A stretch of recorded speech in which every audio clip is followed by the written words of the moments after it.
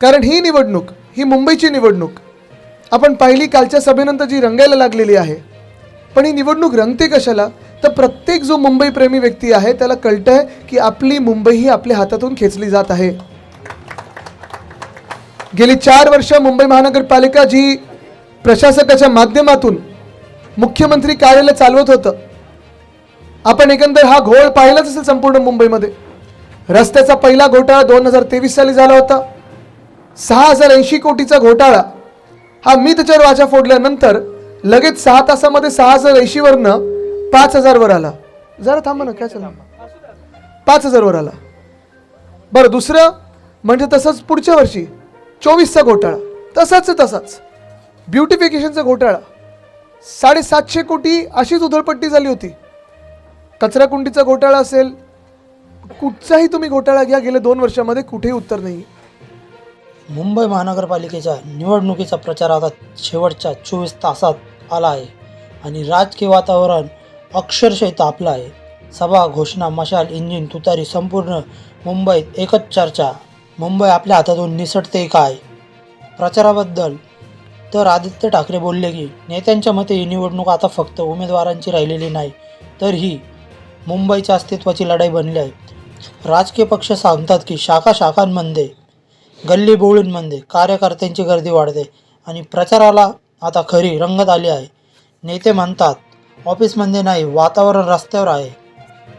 तर आदित्य ठाकरेंनी 4 वर्षांच्या आरोपांचा लेखाजोखा देखील या सभेत मांडला आहे. या निवडणुकीत सत्ताधाऱ्यांवर मोठ्या घोटाळ्यांचे गंभीर आरोप देखील आदित्य ठाकरे यांनी केले आहे.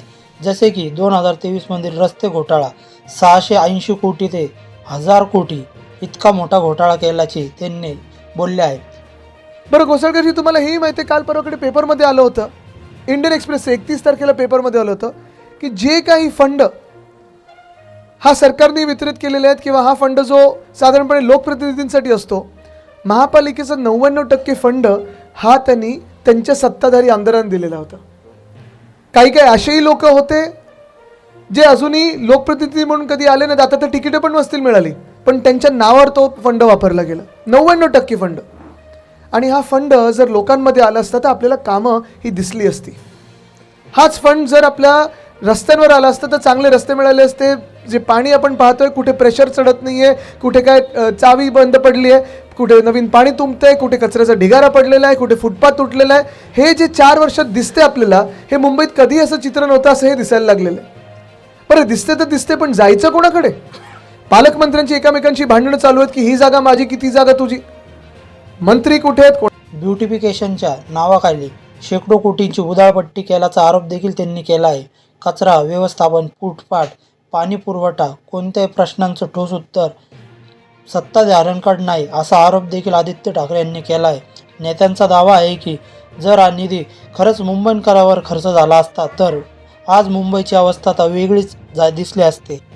त्याचबरोबर आदित्य ठाकरे यांनी निधी वाटपावर देखील गंभीर प्रश्न उपस्थित करत एका राष्ट्रीय वृत्तपत्राच्या अहवाल देत सांगितले की महानगरपालिकेचा 99% निधी सत्ताधारी आमदारांकडे गेल्याचा आरोप करण्यात आला. ज्यांनी कधी निवडणूक लढली नाही, ज्यांना अजून तिकीटही मिळालं नाही, त्यांच्या नावावर निधी वापरला गेला असा दावा आदित्य ठाकरे यांनी केला. हा पैसा जर थेट नागरिकांपर्यंत पोहोचला असता तर मुंबईकरांना आज मूलभूत सुविधा मिळाल्या असत्या असे आदित्य ठाकरे म्हणाले. BSTच्या कर्मचाऱ्यांसाठी ज्या BMCच्या एस्टेट प्रॉपर्टी आहेत त्या आपल्याला पुन्हा एकदा त्या बिल्डरांच्या हातातून घेऊन, कारण आता काय गेल्या 2 वर्षात मुख्यमंत्री महोदय त्यांच्या आवडत्या एका बिल्डरच्या घशात घालतात, पण ते काढून आहेत 4000 प्रॉपर्टीज आहेत. सगळ्याच्या सगळ्या प्रॉपर्टीज आपल्या तिथे इमारती बांधून परवडणारी घरं आपल्या ह्या महानगरपालिका किंवा शासकीय कर्मचाऱ्यांना द्यायचे.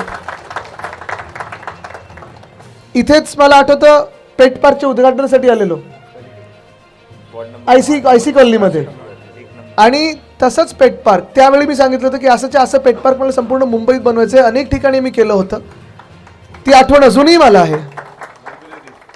लायब्ररी आहे, एक पेट पार्क आहे. तेव्हा आपलेच घोसाळकर कुटुंबच पुढे होतं. आणि विनोदजी, असंच ते पेट पार्क आपण आता प्रत्येक वॉर्डात बनवणार आहोत. पेट पार्क आहे, पेट क्लिनिक आहे, स्ट्रे शेल्टर्स आहेत.